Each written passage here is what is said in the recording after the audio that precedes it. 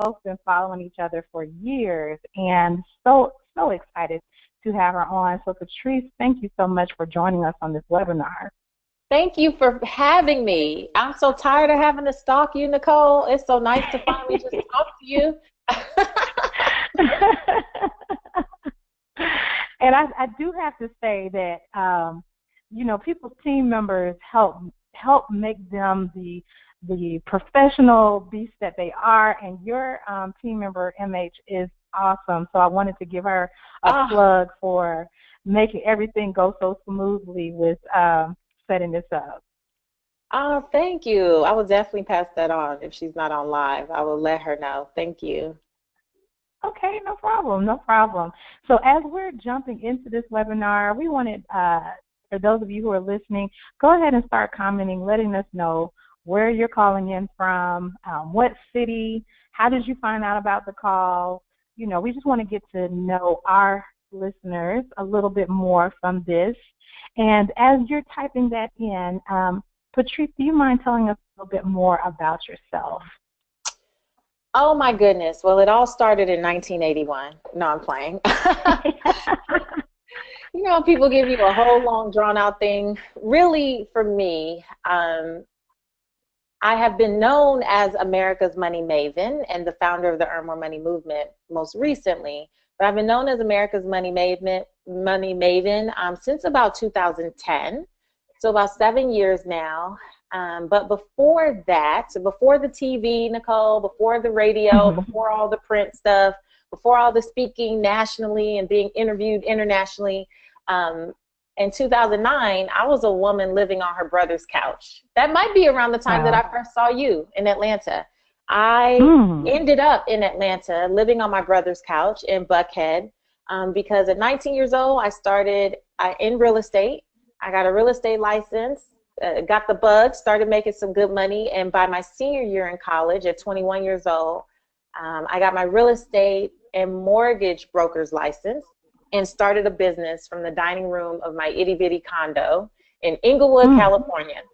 And the business that started in that 700 square foot condo in Inglewood ended up becoming a 7-figure empire between the business and 13 pieces of real estate, multi-use properties that my now husband, then boyfriend, and I owned. And we thought that we had made it, Nicole. Do you understand? We were 25, matching Range Rovers, living in a 6,000 square foot home in Southern California, eating and drinking and traveling good. And then this thing known as the Great Recession went down. Around 2007 is when it really started. And I found myself in about 18 months going from that 7-figure business to literally scraping up change. And by the time I got to Atlanta, I was looking for an EBT card, any type of medical assistance I could get because I no longer could afford health insurance, and I was sleeping on my brother's couch. So a lot of times when people see me on TV or they hear my voice or they get these books, you know, I'm very humbled by the bounce back. You know, I'm humbled by everything that I've been able to create with God's help, because I give all honor to God for where I am today. But I always say when people are like, well, you don't understand, I'm like, but you don't know my story, right? Like there's a lot that comes with becoming the money maven. And a lot of folks want the maven, they don't want the mess. They want the maven, or they want the money, excuse me, but they don't want the mess that it took to become this. And my life in 2008 and 2009 was a mess. It was not what I bargained for when I went to University of Southern California. It is not what I bargained for when I majored in business and got it with an emphasis in entrepreneurial studies, and I graduated with honors and was on the dean's list. It is not what I bargained for when, you know, I was riding high, as they say, on the horse. I did not know that I would have to go through that season to get where I am. So although today people know me as an author and a speaker and all that stuff, that's awesome, and I'm grateful, but I would not be here without the storm that happened in the middle. And actually at this point I can say that I'm grateful that I went through that, because had I not gone through that, Nicole, I wouldn't have the compassion. I might be passionate about talking about money or business or personal finance, but I wouldn't have the compassion that I have for women in particular, just to go through things. I wouldn't be this person. I love your transparency, and that is why we desperately wanted you on this webinar, because we knew you would be so transparent with everything, and just how you got from point A to point Z at this point. So before we kick off into delving into all of our questions, I wanted to go over some quick housekeeping rules with everyone, so that you can know, just how this webinar is operating if this is your first time on. And if it's not your first time with one of our webinars, then you know the drill. But first and foremost, if you hear something that you like, if you hear something that inspires you, if there's a nugget that you want to share with a fellow female entrepreneur, please feel free to do so and tag at 100 Females and the hashtag Make Me More Money. And then also Patrice's Instagram is Seek Wisdom PCW. And so just to say that again, at 100 Females, hashtag Make Me More Money, and Patrice's Instagram is Seek Wisdom PCW. And feel free to share this on Facebook too. Patrice is also on Facebook. And just let us know if this information is good to you, if it's hitting home, if it's making sense, all of that good stuff. And then also, if you want to ask questions throughout this webinar, it's a few different ways that you can ask questions. You can, one, type it through Instagram or Twitter, and Sabrina Nicholson, who is also our moderator for today, will be pulling those questions if you use the hashtag Make Me More Money. You can also type questions into our Facebook group, which is 100 Female Entrepreneurs, and then you can also type in questions to the chat box right here in the webinar. And then also at the conclusion of this webinar, we'd love to hear your feedback. Was this good to you? Did you have lingering questions? Did you want more of something? Any of those types of things. Feel free to record a video and share it and tag us, and we'll know that this webinar was right on point and gave you what you needed, or if there was some more things that you wanted, we'll be able to tap into that. So those are our house cleaning rules. For those of you who this is your first time on one of our webinars, I'm Nicole Garner-Scott. I'm the founder of 100 Female Entrepreneurs, and 100 Female Entrepreneurs is a business league to really help push women in the entrepreneur space by creating actionable tools to profit, and really helping you not just survive, but to thrive in the different areas that you're doing that in. So we're going to go ahead and jump right on into our questions with Patrice. And once again, I'm very excited about this. I'm so excited because, one, Patrice has just created, I would like to say created a way out of no way to go from sleeping on her brother's couch to being the money maven, and the person that women and men all across the nation look to for financial advice. For me, I always know, since we were talking about church earlier, Patrice is probably going to take us to church tonight. I always feel like I get the best information from preachers and from teachers and anyone that's been through it. And from their experience through going through it, they're able to take that and really connect and be relevant to the audience, and not talk about it from a theoretical perspective, but from a real life experience. So once again, Patrice, thank you so much for joining the call, and I'll kick off with our first question. And just to remind everybody that the theme of tonight's webinar is owning your value. So what we notice is, for a lot of women in business and entrepreneurs, that the reason everyone gets burned out, or one of the main reasons people get burned out, is because you're not owning your value, you're undercharging, you're running out of money, you're putting in all this blood, sweat, and tears, and you have no return on investment to show for it. So Patrice is going to really help us get to that. And kicking off with question number one, Patrice, how do you create a business that makes you money every single day? How do you create a business that makes you money every single day? Well, first and foremost, I believe that anyone who desires to create a business has to start with not just what's going to make money in mind, because I call that chasing money, right? And you see enough people out here, Nicole, who are popping up businesses left and right. Maybe today they sell hair, but tomorrow they selling waist trainers. And on Friday is tea. And I'm not knocking any of those things if that aligns with who you are.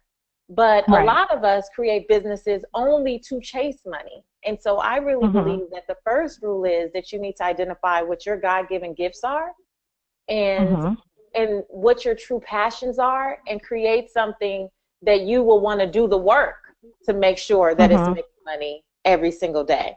Because when you're chasing money, you're doing things or creating businesses that are not in alignment with you, it's not that you don't have what it takes to make it profitable, but you don't have the patience because it's not what you're supposed to be doing in the first place. And I think that's where people also fall off, and also get confused about what their value is, because they know they're not in it for the right reasons. They know that they're in it just to chase money. And so they're not looking at building the systems or using the tools or investing in themselves through coaching or programs like yours that will help them create a business that will make money every single day. So the first thing for me is, am I chasing money, or am I looking for ways to leverage my God-given gifts that I was supposed to use from the beginning of time in order to produce prosperity in my life? Like, those are two totally different things, and that's something that you should consider. Excellent. Love that response. So, Patrice, through a lot of our engagement with women in business and through our talks and whatnot, we notice a lot of women are usually putting, like in our Facebook group messages and, just areas of concern is a lot of it surrounds not being able to get paid what they're worth. Not, clients always trying to undercut them, not feeling comfortable paying what their asking price is. So many different stories that we're hearing for that, and wanted to see what were your tips in regards to getting paid what you're worth. One of my tips for getting paid what you're worth is to understand that first and foremost, people are not going to just give value to what you do unless you give value to what you do. So like in my with the principles that I use for the Earn More Money movement, one of the overarching themes for a week is about establishing your value, right? And just because you're clear about what your gifts are, if you don't establish your value, other people will come in and try to pimp you for those gifts. They will abuse you for those gifts because they see it, but their goal is to get the most out of you they can with paying the least amount of money. That's their goal. You got to think about it. When you're getting work done on your car, or when you're trying to get a caterer, or when you're doing different things, you're also hopefully trying to negotiate, and you're trying to get the best that you can do with the least amount of money. That is what people do. That's what our society is made up on. But that doesn't mean that you don't get to hold the line for yourself. And what I see a lot of times our confidence and our courage has not caught up to the value that we know we have. You know what you're worth, but if you're not confident enough to hold the line, see what happens, Nicole, for me with the women I coach, what I see a lot is that the moment they say a price, if the person on the other side of the table, if the person on the other side of that Skype conversation, if the person on the other side of that phone call doesn't immediately jump at it, if there's any moment of silence, we get nervous. We tense up. We start to discount immediately. If we hear anything, because that silence is loud, right? That silence, we're like, we immediately go into, oh my gosh, it must have been too high. They're going to be mad.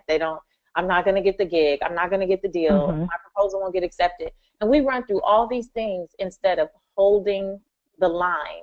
So one tip to get paid what you're worth is not to be so emotional and have immediate reaction when someone is not ready to say yes right then in that moment. What it is really is an opportunity for you to say, I just learned this. I actually invited someone to speak to my community last week. She was an international negotiation expert from Denmark. And she said, instead of getting, her name is Melina Ricks, and she said, instead of being all discouraged and just scurrying away, like, oh, woe is me, I didn't get that, say, let's talk about this again, so that not for them, you can hear more about what the project is or whatever it is, you know, that you do, the product or service or whatever, but really so Mhm. you have another opportunity to reiterate and maybe express in some different ways that they hadn't thought about what benefits you bring to the table. What do Hmm. you offer their project that maybe someone else couldn't? Don't just take no for an answer, but don't just accept their pushback without you being the one to hold the line, because they're doing their job. And that's how you have to Right. see it. When someone pushes back, stop taking it so personally. You want a good deal too. Everybody does. Mhm. Nobody walks away from Mhm. a great deal. But Mhm. sometimes we talk so quickly that we talk our way out of something that really could have just been negotiated. And negotiation is normal and it's okay. So look for ways to continue to express your value and show your benefits without just saying, okay, I'll discount my fee. Because truly, that's what a lot of us do. Patrice, they always say that in the art of negotiation that silence is for the weak. And so that's usually when people start to doubt themselves, or just like you said, all those fears start to enter in their head. And right when the person was going to say, you know what, okay, we'll give you this fee, you're like, you know what, I'll throw 50% off, just because right before you were Right. about to get the money that you were, I am the queen of waiting it out. I will throw my price out, and if it doesn't work, then it doesn't work. But I'm not folding on it, because especially when you're in business so long, you know you can hear the needs of that person, and you know it's going to take a lot for you to accomplish it, or it might take manpower, or the value that you're bringing to the table is going to completely push their business into a new trajectory. So when you know and when you feel secure in those things, you're able to stand your ground or hold the line, like you said. And that's, That but was that's that was what you said, when you feel secure in it. It's like when you know your value, you can't expect people to respect value that you are not honoring yourself. Like right. who is supposed to honor your value more than you do? So when we hold the line and we're secure that, you know what? One of the affirmations I love, Nicole, is I deserve to be wealthy because of the value that I add to others. I'm Mm, not I'm not mm, asking people for anything that I don't deserve. My pricing is not some all out into the, into a stratosphere that I have not worked for, that I have not earned. mhm, That like I mhm, deserve to be here.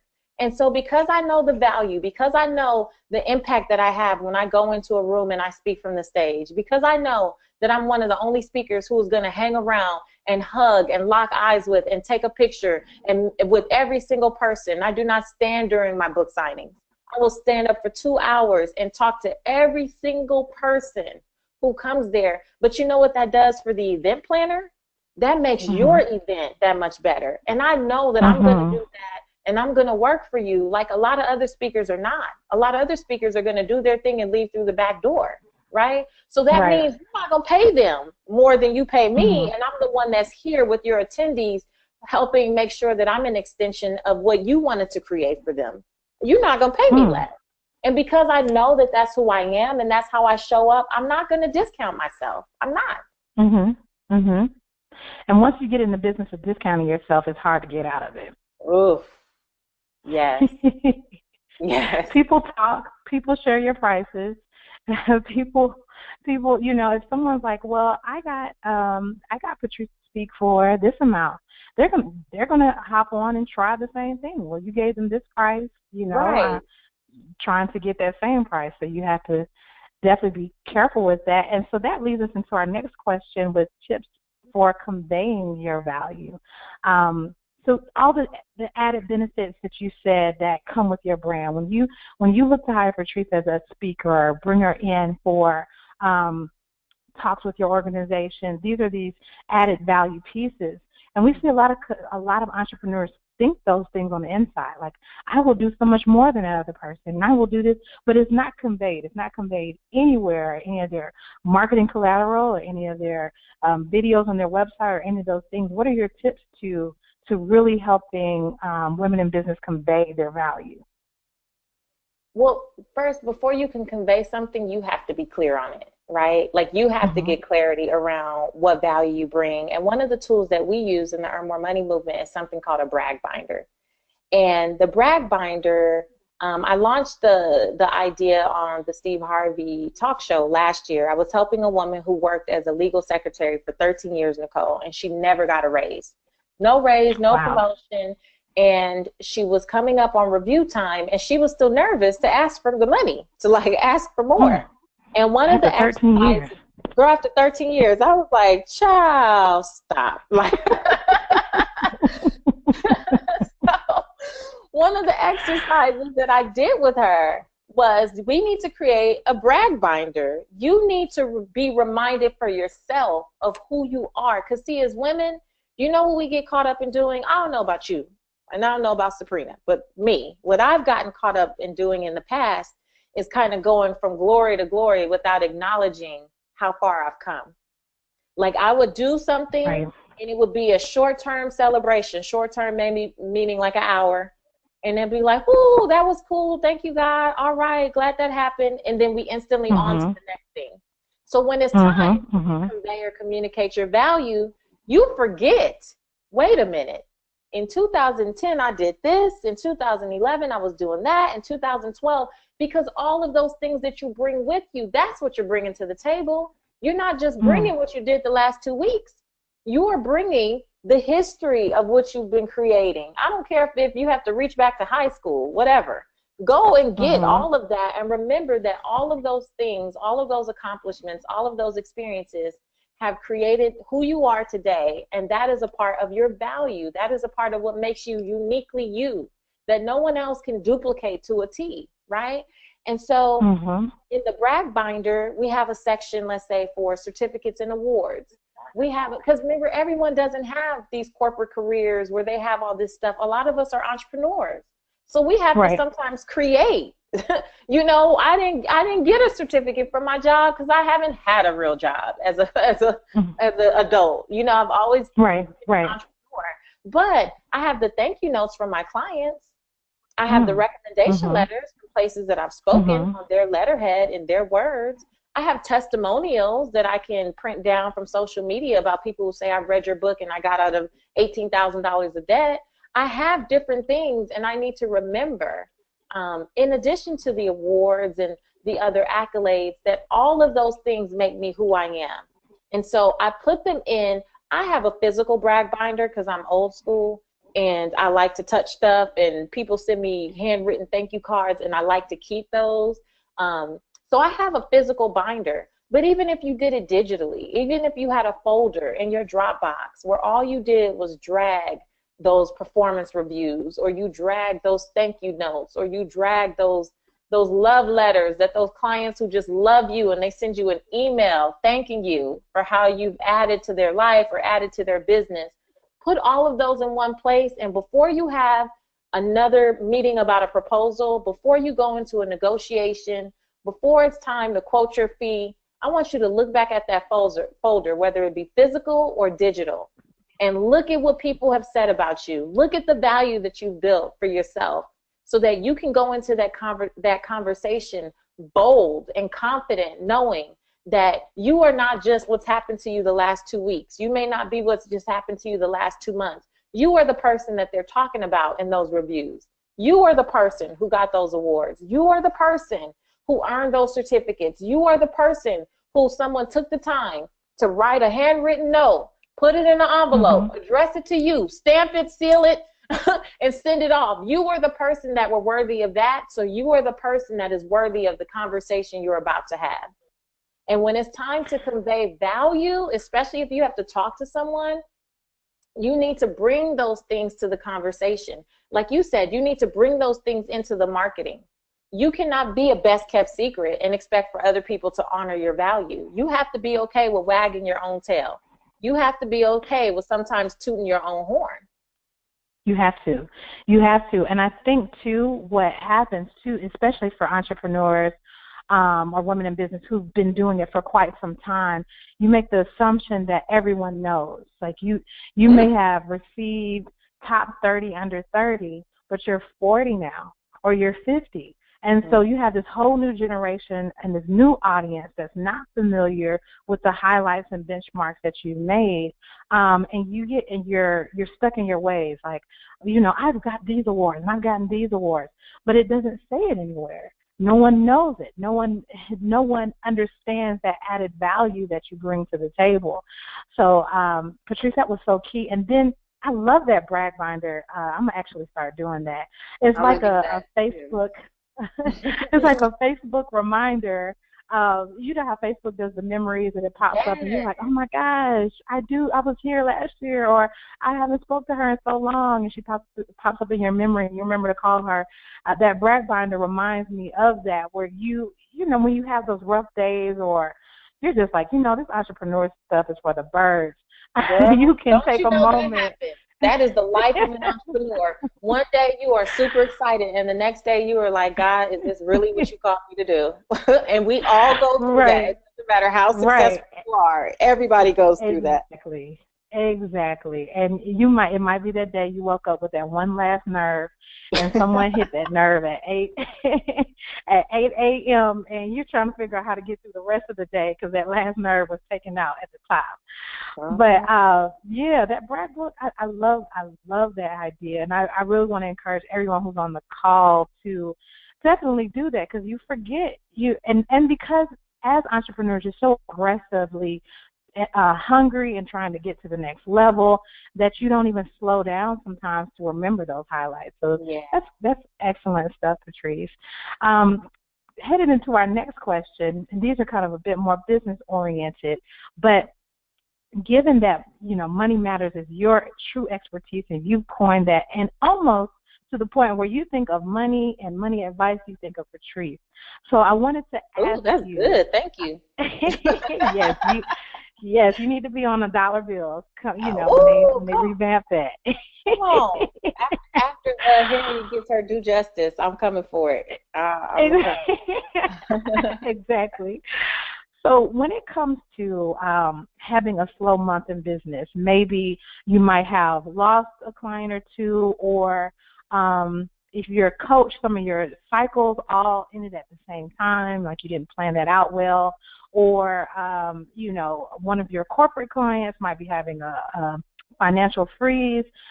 Different things can happen, and you're just having a very slow month in business. How can you better prepare for those opportunities? Well, first of all, you need to know that slow months are coming. So to not prepare would just be unwise, because as an entrepreneur, doesn't matter if you have amazing contracts in place, like you just said. Sometimes you might have your stuff planned out, but your clients don't. And their money is funny, and they're running behind. So one thing that I always tell people like us who live off of a lot of inconsistent income is that even though you have inconsistent income, you're still responsible for budgeting it and managing it wisely. And one of the things that I do in particular is the budget for my business is not based on when I have a good month. It's based on when I have a slow month. So that way, when I have a slow month, I don't have to go without paying the people that support me, right? It's not their fault that I had a slow month, and they don't need to make up. So I really, first and foremost, structure my business expenses in a way so that, and if you're just getting started, your business and your personal expenses, right? You structure those in a way so that it's not dependent upon a good month. It's dependent upon one of your lower months, and any month that you have higher than that, that is money that goes into the reserve. And the reserve is what keeps us afloat during the slow months. So even if you're just starting out, the thing is, some people are like, I'm just starting. I don't have the money yet. I need all the money to invest back in the business. I can't have a reserve. You really need to have a reserve if you are, because you need to start to build the muscle of understanding that the reserve is necessary. Because, like I said, you're going to have those slow months. Personally, for me, the summertime is slow. I don't make the same money in the summer that I do in the winter, like during the new year or heading out of a year and stuff. And I intentionally, that's the time I take off to spend with my family. So I intentionally don't do a lot, right? But that means the money that I make January through May has to be budgeted in a way so that I can every month take anything over and above what I need for the minimum. And if I'm launching something and I have something new, well, obviously I have to invest in those things. But anything over and above that goes into the reserve, so that when it's June and July and the beginning of August, when I know I'm not making the same type of money, because I'm not speaking as frequently or working with clients in that way, I can still keep my business afloat, and no one else would ever know that those are my slow months, right? But I know internally, and I've prepared for that in the months leading up to that. So, you know, it has to be a muscle that you build, right, Nicole? Like I always tell people, don't think that when your business is booming, all of a sudden you're going to be putting these great financial practices into place.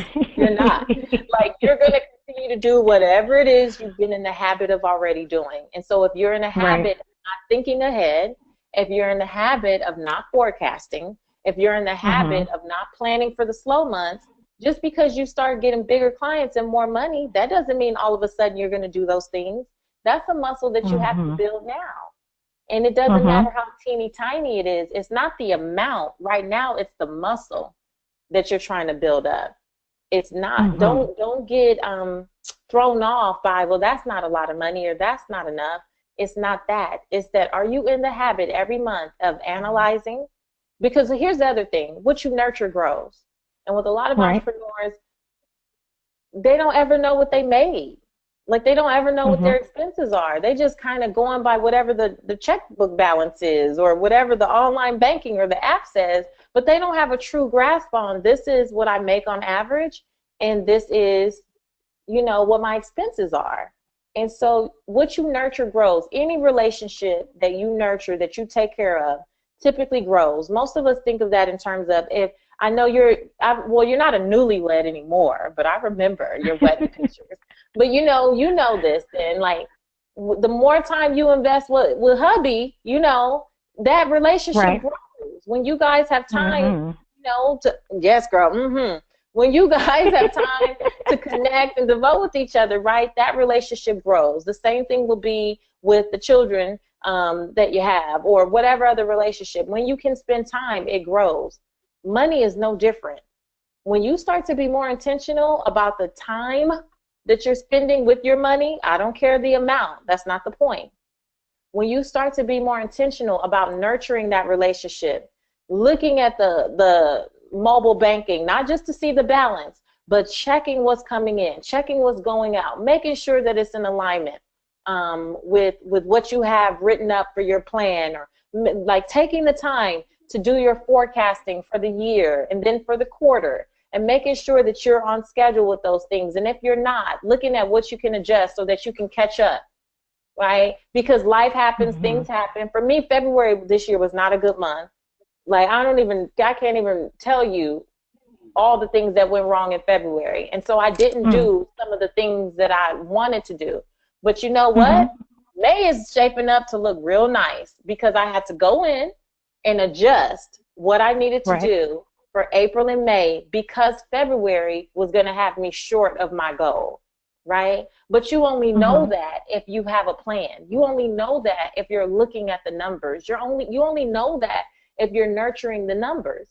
So any relationship that you have, when you nurture it, it grows. And the same with your money is no different. So you can be prepared for a slow month. You can weather a slow month, but what are you doing in the other months to help you get there? Is looking at everything.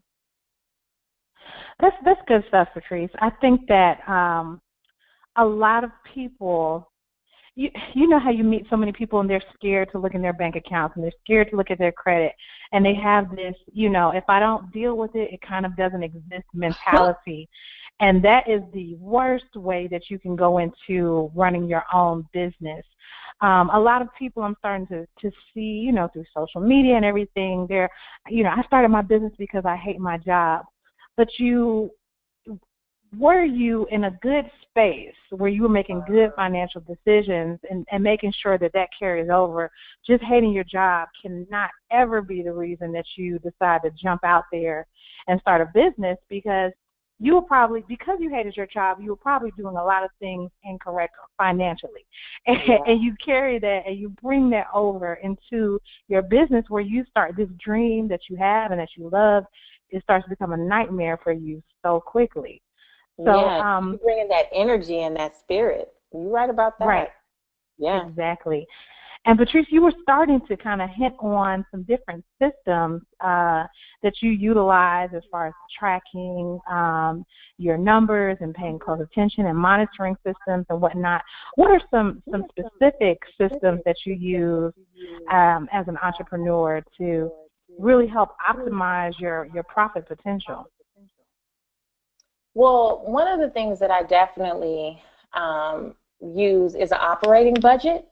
And there's templates, like it doesn't have to be anything fancy. It doesn't have to be, some Mac Daddy Excel sheet with all these numbers flying in. But I use a simple, some people are so over the top that they miss the simplicity piece of it and just get it done. So I am, like I said, I'm old school. I like paper. I like Excel. I know it's not an app or anything snazzy or fancy, but I use an operating budget where I plan out what my expenses are going to be for the year.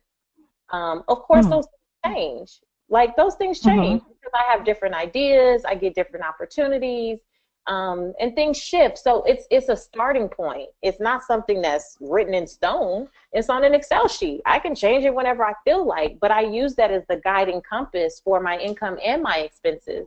And a lot of the tools that we use as entrepreneurs, if you use Canva for business, or if you use, one thing I did used to use before I hired a business manager was FreshBooks. When I did my own invoicing, that was a really great tool. And it was, are you familiar with FreshBooks? It's really intuitive. Yeah, yep. I utilized FreshBooks a lot in the beginning too. Yeah, so I used to use that, but I did hire a couple years ago a business manager just because I was living in 3 cities at one time, and girl, it was cable not getting paid somewhere somehow.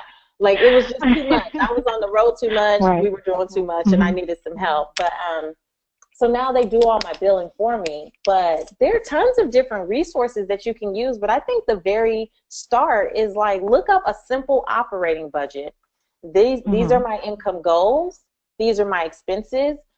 And each month you track against that. Essentially, it's a budget, right? Like you would do for your personal life. Business, like I'm a firm believer, if we talk about this backwards, one of my favorite affirmations too is that I am the CEO of my life, right? And businesses use tools to help guide how things go on an annual, quarterly, monthly, weekly, daily basis. And as the CEO of your company right now and the CEO of your life and your personal life, I believe that we use the same strategy, that we look at things on an annual, quarterly, monthly, and weekly basis, and we be willing to tweak if necessary, but we have to have that guidepost that kind of just guides us along the path. And so really at the core of my business, it's a simple Excel sheet with an operating budget. And I check in with that every week to make sure that I'm on point. And when I'm not, that tells me, look, you've been playing too much, you've been partying too hard, you need to ramp up your marketing in this area, or maybe your systems are weak in terms of funnels. When people come into your site, they do the opt-in, and you put them on this funnel that speaks to them and nurtures them to eventually have them buy something from you. I even look at the conversions for that. Like, if I got 100 new people to my site in the last 24 hours and only 3 of those people bought, now my conversion is 3%. That means if I want to increase that number, which will then increase the number that goes onto that operating budget, then maybe I need to look at my emails. Maybe there's links that are broken, and I don't know because it's all automated. Or maybe that language is old and now people are saying something new, and what I'm saying is not speaking to people, so I need to update it. Or maybe the sequence is too long. Instead of 6 emails, maybe I should move towards the product in the 3rd email and see if that helps. Like, so those are things as well that you just look at. But to me, it all stems from the operating budget. When things are not when those numbers that I have put effort into planning for, based on what I know is on the calendar, or what things I'm launching, or what things I'm anticipating, like when those numbers are off, then that's a, hey, you're busy, because in business we wear a lot of different hats in our businesses, right? But you may be so busy in one area of your business that you're missing it somewhere else. And maybe that's when you realize, I need to delegate in an area, because I'm spending too much time over there and now I'm not hitting my numbers. Or I need to nurture my clients more instead of doing all this busy work. So now it's time to hire someone. Like, it's, for me, it guides everything that I do, and it has for the last 5 years. I love that, Patrice. And thank you for being so transparent too. That is just so key for what I know our listeners need to hear. Sometimes it's not about the big fancy apps and spending $1 million on software. It's just about being organized and paying attention and figuring out what you need. Exactly. So we have 2 more questions for you. Then we're going to open it up to our listeners. So everyone who's on the call, go ahead and make sure you're typing into the chat, or you're sending through social media, tagging hashtag Make Me More Money at 100 Females, and we can get your questions for Patrice. Because she is a busy woman, we're not going to hold her on for the rest of the night. We would love to. But our last 2 questions is, one, if you are a service-oriented business or a product-producing business, and your accounts, your clients, they can make or break you as far as how much money they're bringing into your business. How do you, as a business owner, how do you keep a well-calibrated balance in your client mix or your business venture mix, so that if you lose one, it's not like you have to shut down doors? Like, you have one big client you're holding on to, and if they walk away, then you don't know how you're going to pay the bills next month. How do you keep from getting to that point? So what I do in my own business, and what I teach a lot of my clients to do, is kind of come up with this mix of what you will do ahead of time. Maybe in the beginning you don't offer everything that you thought of, but you definitely have your eye on how you can take that one signature thing that you may do and turn it into multiple streams.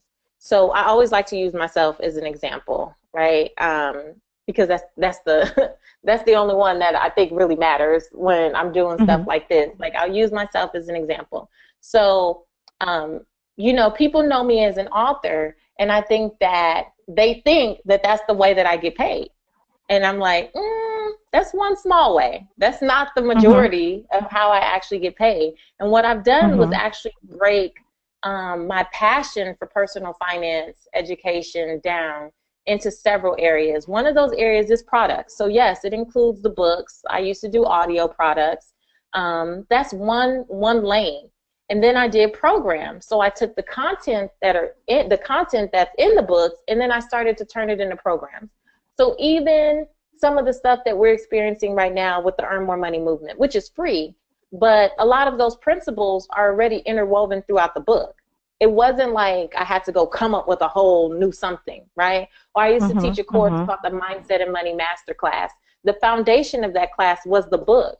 So what I would do is just repurpose the content. Now it's in a way where you can either experience it via audio or video, but it's basically bringing the book to life. And then I've created a dozen other programs, but basically different things out of the book.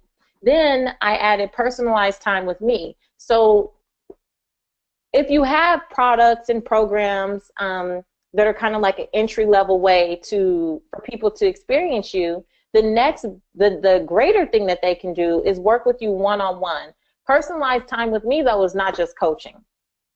Anything that requires me to be in your face, where you get to look me eyeball to eyeball, comes at a higher ticket price, because I've already put so many things out there. Number one, for free. Number two, through low-cost products. And number three, through moderately priced programs. So if you need something from me, it's out there in an affordable manner. But if you want to talk to me and you want us to have some one-on-one time, and you need me to come to your office, or you want to come to meet me somewhere, personalized time with me, it costs, right? And that is another way that I've been able to, most of the time when I'm hired as a spokesperson or as, what else? A spokesperson, a brand ambassador. Those are things that obviously are gonna cost more. But that was a lane that I added. But a lot of the things that people ask me about or that I talk about are, again, the very same things that are in my books. But you wanted to hear it from me instead of reading it on your own. So that's cool, but I'm gonna have to charge you. So exactly, I'm gonna have to charge. I'm gonna have to charge you, and I'm unapologetic about it. Exactly. That's exactly the point I was getting to. And you do it so well, Patrice, is there's so many people that just feel like they have to apologize. Like, this is my price, and I'm sorry, but I have kids I have to take care of, and I have a house I have to take care of, and this is what I have to charge. No, like the cost of doing business is a cost. Like, there is money that has to, and you don't ever, you never go into the grocery store and they're like, well, I'm sorry that these, cucumbers cost you. It's like, ma'am, this is a price. We have if you don't have the money. Right, exactly. If you don't like this price, you're going to have to hop out the line. And this is what it is. And you will find the money, and you will come back, and you will purchase it. Because if you value it in something you need, you'll figure out a way to get to it. So I love that you have these multiple streams of income, which I think really helps one with that uneasiness and that fear of being an entrepreneur. Because it's like, oh my gosh, if I lose this client, or if I lose this piece of business, or this vendor closes down, I don't know what I'm going to do. You have those other streams to help really get you through that point. And then two, unapologetically charging what you have to charge. And that way you don't get burned out and start to hate your business, before you even get it to this truest full potential. Right. So, that's that patience. I just want to say one more thing about that, Nicole. Sure. That goes back to the operating budget. So when you look at the operating budget, yes, you have a monthly goal or you have an annual goal, but then it's even drilled down based on how much of that is products, how much of that is programs, how much of that is personalized time with me, how much is that me speaking from the platform, like how much of that is these different categories. So now, right, when something is kind of meeting expectations, cool, but whatever is deficient, that's where I need to put my time. That's where I need to devote my effort. That is what is going to make up my calendar in terms of what things I need to get accomplished is going to be, wow. If my speaking is looking low, then I need to reach out to my contacts. I need to remind people who I am. I need to reach out to people who have asked about me speaking in the past where it wasn't a fit. Hey, like, are you ready now? My price might have gone up, but still, are you ready now? Exactly. Now it's time. Right. But now that guys, as an entrepreneur, sometimes you wake up and you just doing stuff. You just busy. You just busy being busy, and it's not anything that's leading you to more money. This is make more money. You want to know how to make more money? Make yourself more money. Get clear about what's not working on your business and work on that and perfect that and tweak that and master that until you get it to a place where you're comfortable. Then you move on to the next thing. The problem with us as entrepreneurs is that we do a million things at once, one time, and we mad because we don't have the results. But what we have to do is the same stuff over and over again until we perfect it. And that makes the difference. And that's why I said in the beginning, you can't chase money. You can't say, oh, I tried that, it didn't work, and then run on to the next thing.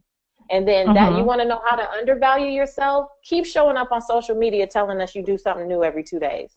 That's one way to not get any clients. That's one way for nobody to believe that you are who you say you are and you can do what you say you can do. Like, that's not value. If I see you switching lanes, look, Nicole, with the exception of adding 100 female entrepreneurs, which is an alignment anyway, if you're an entrepreneur, since I met you, I've been doing the same thing and you've been doing the same thing. Like, we have been building brands in the same areas. Now, we we've definitely brought on bigger clients and we've done different things, but it's in the same vein. I didn't look up one day and you were like, oh, I'm a swim instructor. You didn't know?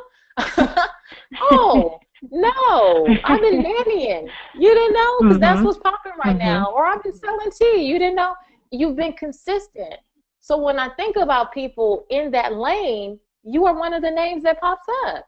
You're a person that I think of, so I can see that value. Just like you told me, when you think about money answers or something, you think of me. If I kept changing because I was getting frustrated by the money not coming in, so I wanted to chase money and I kept changing directions, you would be like, oh no, I wouldn't even be here.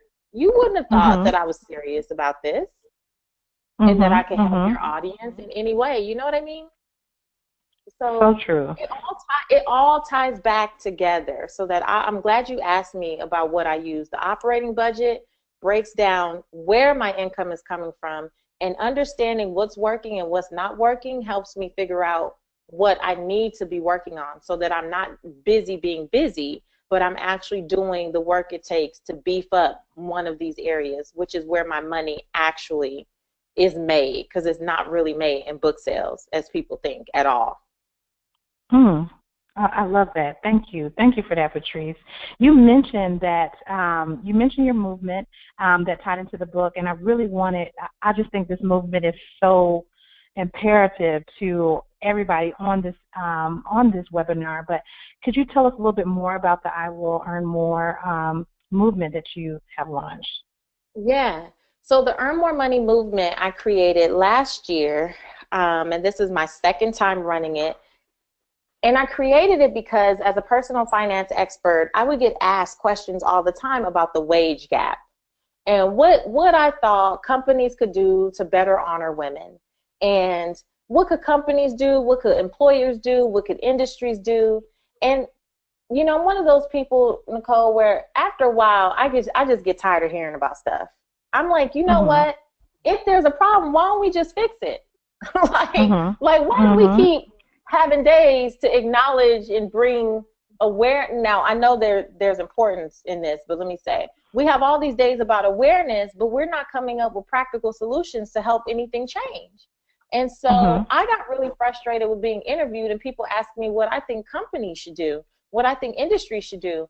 I think that there's a lot that they can do, but first and foremost, I think as women, if we have a desire to close the wage gap, then we have to do the things that we've talked about tonight, right? Understand what our gifts are, establish our value, and be bold enough to hold the line and ask for what we want.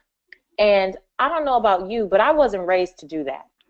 Like holding the line for myself and being confident enough to go for what I believe I deserve. I was not raised to do that. I was not taught to do that in high school. I was not taught to do that at the University of Southern California. I was not taught that.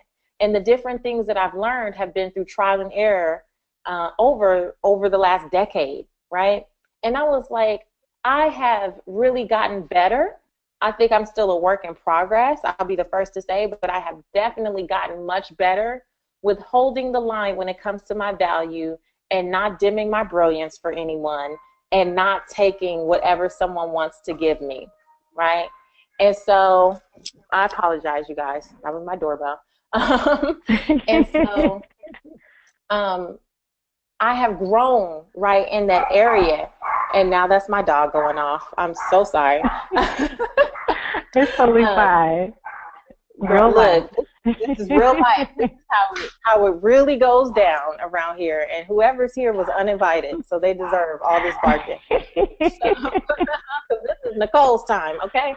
So, you know, I got tired of just hearing people talk about what companies needed to do, industries need to do, and I wanted to share some of the things that I have done. There are specifically 20 principles that I have incorporated. There are things like the brag binder idea.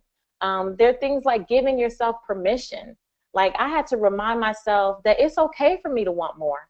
And especially as someone who grew up in church, I had to remind myself that God wants me to be wealthy. Contrary to what people say, oh, you're supposed to give your gifts away and God will handle it. God gave you the gift so that you could use it to build prosperity. That's what I believe. I don't believe that he gave it to me so that I could be an eternal volunteer, like, and never speak up for myself and say, this gift that God gave me has value, right? So we talk about everything that it will take to face your fears, to rock your gifts.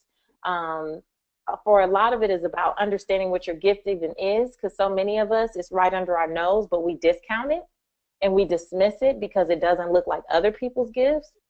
And sometimes as an entrepreneur, I know that you're frustrated because you feel like you're doing all the right things. But I say this in the Earn More Money movement, sometimes you might be using the right gift, but in the wrong ministry.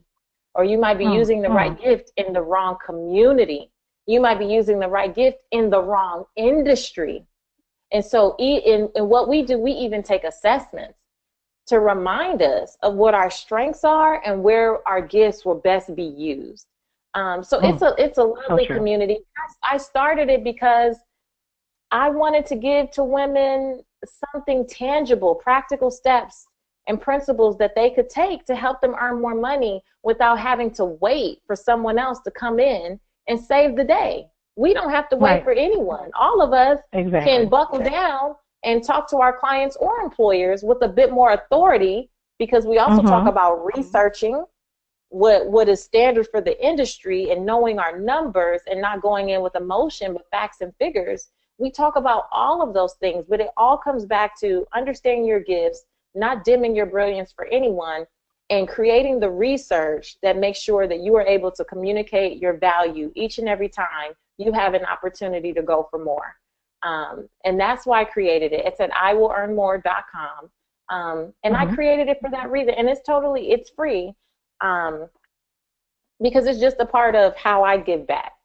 And I'm so blessed to see the results from the women that have been participating. Excellent. So we're coming to the end of our hour with Patrice.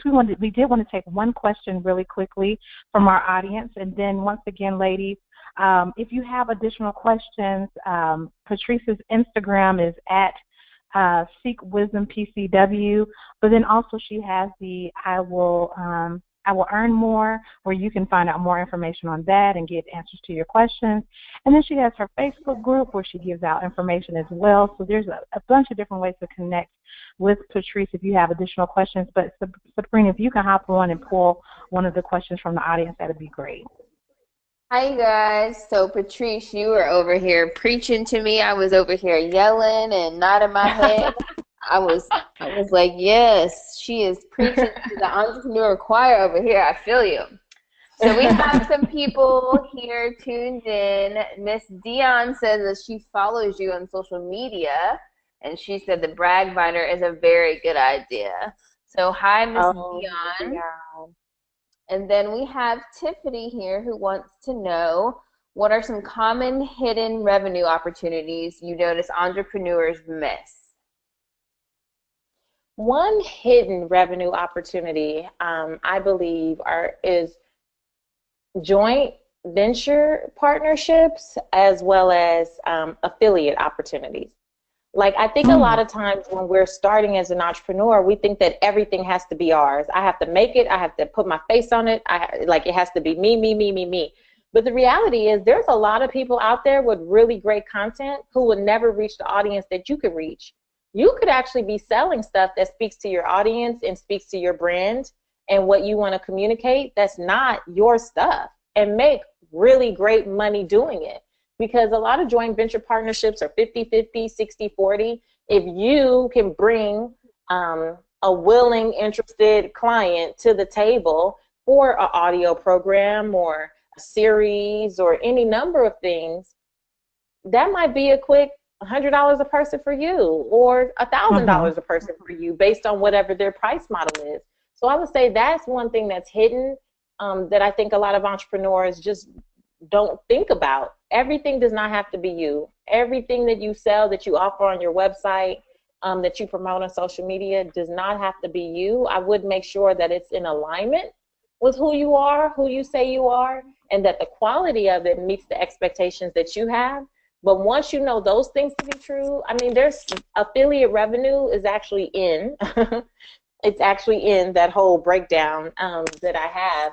And there's some months where I can make $2,000 or $3,000 off of just introducing my community to something that I already like and use, or just something I already like and I feel like it would add value to them. Now, I don't offer anything that I would not be proud of, obviously, because I know that the people who follow me trust what I say, and that means more to me than anything, right? But if there's something out there that aligns with the stuff that I talked to them about anyway, and it was well produced and well done, why not? Why not get 50%?